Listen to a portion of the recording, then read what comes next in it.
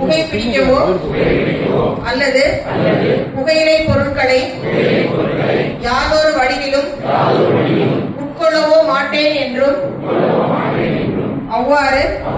புகைப்பிடிப்பதற்கு அல்லது புகையிலை பொருட்களை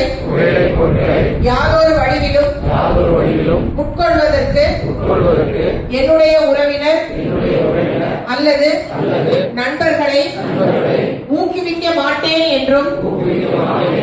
நான் என்னுடன் பணியாற்றும்